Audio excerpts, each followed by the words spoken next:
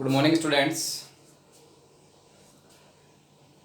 Chapter number 3 में जो पृथ्वी की आंतरिक संरचना और उसको जानकारी के जो हम प्रत्यक्ष और अप्रत्यक्ष साधन के बारे में अध्ययन कर रहे थे, भूकंप के विषय में हमने विस्तार से पढ़ा कि भूकंप क्या है। ठीक है, और भूकंप के बारे में पता लगा कि भूकंप क्या है, पृथ्वी पर होने वाले कंपन या हलचल को क्या कहा जाता है, भूकंप कहा जाता है। उसके बाद हमने भूकंपीय तरंगों की बात की। भूकंपीय तरंगे क्या होती है? भूकंपीय तरंगे भूगर्भिक तरंगे और धरातलीय तरंगे, ठीक है, जहां से भूकंप उत्पन्न होता है, फोकस केंद्र भूकंप मूल होता है, वहां से विभिन्न प्रकार की जो ऊर्जा निकलती है तरंगों के रूप में, पी और एस तरंग के रूप में ऊर्जा निकलती है, उसके बारे में हमने अध्ययन किया। और ये धरातल पर जब संपर्क में आती है, धरातलीय तरंगे जो बन जाती है, पृथ्वी पर सर्वाधिक विनाशकारी होती है। उसके बाद हमने भूकंप छाया क्षेत्र की बात की, जो शैडो जोन।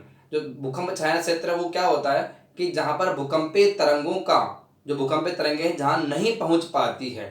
हमने पढ़ा था एस तरंग छाया क्षेत्र और पी तरंग छाया क्षेत्र। जहां पर पी तरंग नहीं पहुंच पाती है वो पी तरंग छाया क्षेत्र, जहां पर एस तरंग नहीं पहुंच पाती है वो एस तरंग छाया क्षेत्र होता है। ठीक है, उसके अलावा हमने पढ़ा कि भूकंपीय तरंगों का जो अभिलेखन है वो कहाँ होता है। भूकंपीय तरंगों का जो अभिलेखन है, जो अंकन है, वो किया जाता है सिस्मोग्राफ पर, भूकंप लेखी यंत्र पर। किस पर किया जाता है? सिस्मोग्राफ या भूकंप लेखी जो यंत्र है उस पर किया जाता है। भूकंपीय तरंगों का अभिलेखन किया जाता है। भूकंपीय तरंगों का अभिलेखन किया जाता है कहाँ? सिस्मोग्राफ या भूकंप लेखी यंत्र पर किया जाता है।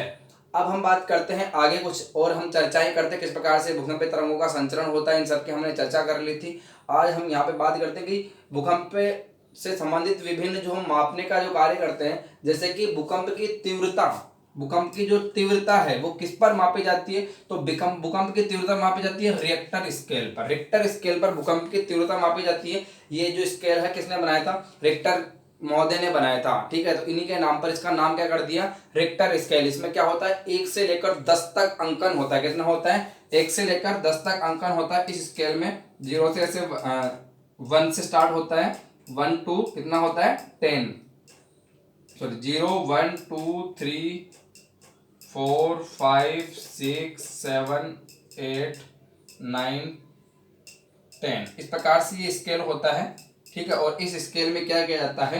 भूकंप तीव्रता का अंकन किया जाता है। जैसे 0 से 2 में जितनी तीव्रता ना उससे जस्ट डबल 3 में होगी, 3 तक जितनी तीव्रता उससे जस्ट डबल, जब 4 अगर तीव्रता आती है तो इससे जस्ट डबल होगी। यानी एक अंक आगे बढ़ते ही क्या हो जाता है? तीव्रता क्या हो जाती है? लगभग 2 गुना हो जाती है। तीव्रता कितनी हो जाती है? लगभग 2 गुना हो जाती है। इसका मतलब जैसे हमने कहा भूकंप तीव्रता 4 है तो सोचा 4 और 5 में क्या है? 4 की जगह 5 भी आ जाए तो इससे क्या हो जाएगा? 4 से जस्ट डबल हो जाएगी भूकंप तीव्रता जब क्या होगा? रिक्टर स्केल पर 5 आता है। तो इस प्रकार से हम भूकंप तीव्रता की बात करते हैं। भूकंप तीव्रता का अंकन किया जाता है किस पर? रिक्टर स्केल पर किया जाता है, जो रिक्टर महोदय ने इसकी खोज की या इसे बनाया था। ठीक है, और इनके नाम पर इसे नाम दिया गया। दूसरा हम बात करते हैं इंटेंसिटी की। भूकंप की जो भूकंप की गहनता है, भूकंप की गहनता है, इंटेंसिटी है, वो कैसे मापी जाती है? उसकी जो आघात की तीव्रता है, किस प्रकार से कितना नुकसान होता है, ठीक है, उसकी जो गहनता है वो मापी जाती है किस पर? इंटेंसिटी स्केल पर। ठीक है, मर्केली स्केल पर। मर्केली नामक जो विद्वान हैं, भूगोलवेता हैं, उन्होंने बनाया कौन सा? ये जो स्केल है, इंटेंसिटी स्केल है, किसने बनाया था? मर्केली ने बनाया था। इसलिए इस स्केल को किस नाम से जाना जाता है? मर्केली स्केल के नाम से जाना जाता है। और इस पर अंक दिया जाता है 0 से लेकर 12 तक। ठीक है, ये जो मर्केली स्केल है ये कहां से कहां तक है? 0 से लेकर 12 तक मर्केली स्केल है। कितना? 0 से लेकर 12 तक मर्केली स्केल है। ठीक है, और भूकंप की तीव्रता मापी जाती है 0 से लेकर 10 तक। भूकंप की तीव्रता मापी जाती है रिक्टर स्केल पे 0 से लेकर 10 तक। और भूकंप की जो गहनता है ये मापी जाती है मर्केली स्केल पर। इस पर 0 से लेकर 12 तक अंक होते हैं। और ये हमें पता है कि भूकंपीय तरंगों का अंकन कहाँ होता है? तो भूकंपीय तरंगों का अंकन किया जाता है भूकंप लेखी यंत्र यानी कि सिस्मोग्राफ पर। जो पी तरंग है, एस तरंग है, ठीक है, इन तरंगों का जो अभिलेखन होता है ये कहाँ होता है? सिस्मोग्राफ पर होता है। हम अच्छे से याद रखेंगे। भूकंप क्या होता है? धरातल पर होने वाले हलचल या कंपन वो क्या कहा जाता है? भूकंप कहा जाता है। अब हम बात करें कि भूकंप एक प्राकृतिक आपदा है। भूकंप क्या है ना?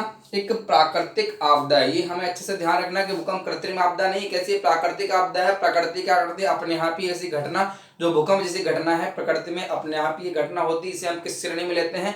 आपदा की हम बात करते हैं तो कौन सी होगी? ये प्राकृतिक आपदा। भूकंप कौन सी आपदा है ना, प्राकृतिक आपदा है। और भूकंप से क्या प्रभाव होते हैं, वैसे तो बहुत से प्रभाव है, कुछ प्रभावों की हम चर्चा करेंगे कि क्या यहाँ पे भूकंप के प्रभाव होते हैं। ठीक है, इन प्रभावों की चर्चा करें। जैसे कि भूमि का हिलना, जैसे ही भूकंप आता है तो क्या होता है, भूमि का हिलना, भूमि हिल जाती है, भूमि में हलचल हो जाती है। ठीक है, धरातल कंपन करने लगता है, ये इसका भूकंप का प्रभाव। फिर आगे बात करें कि भूस्खलन, भूस्खलन में क्या होता है, धरातल का ढह जाना, जमीन का ढह जाना। भूकंप जब आता है तो कमजोर धरातल है वो क्या हो जाता है, ढह जाता है, अपना स्थान छोड़ देता है, गिर जाता है। इस प्रकार जो भूकंप से होने वाले प्रभाव में हम भूस्खलन की बात करते हैं। भूस्खलन किसका परिणाम है, भूकंप का परिणाम है। फिर बात करते हैं धरातल का झुकना। जब भूकंप आता है तो धरातल क्या होता है, धरातल का एक हिस्सा एक तरफ झुक जाता है, यह भी भूकंप से संबंधित प्रभाव की हम बात करते हैं। बांध टूटने से बाढ़, और बात करें जब भूकंप आता है, जिन स्थानों पर भूकंप है, जिन स्थानों पर बांध है, वहां पे अगर भूकंप आ जाता है, बांध के स्थान पर जब बांध बने हुए हैं वहां पे भूकंप आता है तो क्या होगा, बांध टूट जाएगा, और बांध टूट जाएगा तो क्या होगा, पानी चारों तरफ फैल जाएगा और बाढ़ आ जाएगी। ऐसा ही भूकंप महाराष्ट्र का जो कोयना बांध है वहां पर आया था। कोयना बांध में इस प्रकार से जब भूकंप आता है तो पानी वहां पर फैल जाता है और बाढ़ आ जाती है और काफी नुकसान उठाना पड़ता है। तो ऐसे जो भूकंप आते हैं। उसके बाद बात करें आग लगना। भूकंप जब आते हैं तो विभिन्न क्रियाओं के फलस्वरूप यहाँ पे आग भी लग जाती है और काफी नुकसान होता है और बड़ी बड़ी इमारतें टूट जाती है, गिर जाती है। ठीक है, इसके अलावा वस्तुएं गिर जाती है। और सुनामी की बात करें कि जब भूकंप का अधिकेंद्र कहाँ पे होता है, समुद्र तल में होता है। वैसे तो ज्यादातर जो भूकंप है वो कहाँ आते हैं, स्थल भाग में आते हैं, लेकिन कभी कभार जो भूकंप की इंटेंसिटी जब अधिकेंद्र कहाँ पे होता है, जल मंडल में, हम कहेंगे महासागरों में होता है, तो क्या उत्पन्न होती है, इससे सुनामी उत्पन्न होती है। सुनामी तरंगों की बात करें, सुनामी लहरों की बात करें, क्या होती है सुनामी। ठीक है, सुनामी की चर्चा करें कि जो लहरें क्या है, भूकंपीय तरंगों से उत्पन्न होती है। समुद्र के भाग में जब अधिकेंद्र होता है वहां पे जब तरंगे निकलती है, तो क्या करती है, जो महासागरीय तरंगे हैं, महासागरीय जो लहरें, महासागरीय लहरों को काफी तीव्र गति प्रदान कर देती है और वो स्थल की तरफ आती है। और इन विशालकाय जो तरंगे सागरीय लहरें होती है, विशालकाय जो सागरीय लहरें होती हैं, इन्हें हम सुनामी के नाम से जानते हैं। विशालकाय जो सागरीय लहरें होती हैं उन्हें हम किस नाम से जानते हैं, सुनामी के नाम से जानते हैं। तो सुनामी क्या होती है, लहरें जो भूकंपीय तरंगों से उत्पन्न होती है, लहरें जो भूकंपीय तरंगों से उत्पन्न होती है उसे हम किस नाम से जानते हैं, सुनामी के नाम से जानते हैं। ठीक है, ऐसे जो समुद्र तट वाले इलाके हैं, जब तीव्र ये क्या आती है, सुनामी लहरें आती हैं तो काफी नुकसान उठाना पड़ता है और बहुत ज्यादा हम कहेंगे कि यहाँ पर नुकसान होता है। जिससे सुनामी लहरों से भारत के जो तटीय क्षेत्र है वहां पर भी इस प्रकार से जब एक बार सुनामी आई थी तो काफी नुकसान उठाना पड़ा था।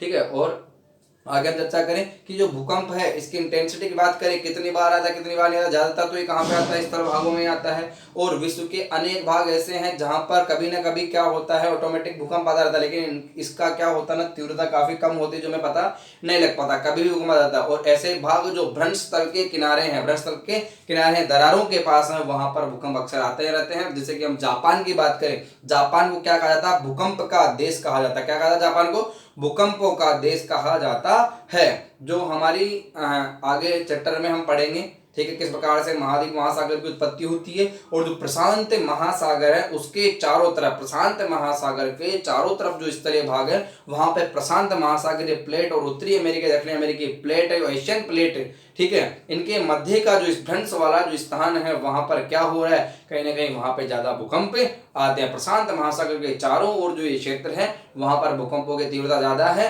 जैसे कि हम जापान की बात करें, जापान भूकंपों का देश कहा जाता है क्योंकि ये प्रशांत महासागर कॉर्नर पे और एशिया महाद्वीप के यहाँ पे मध्य में जो स्थित है, इस कारण यहाँ पे ऐसी दशाएं बनती हैं कि ज्यादा भूकंप यहाँ पर आते हैं। तो भूकंप से संबंधित हमने विभिन्न बातों की चर्चा कर ली है, आपको लगभग आ भी गई होगी।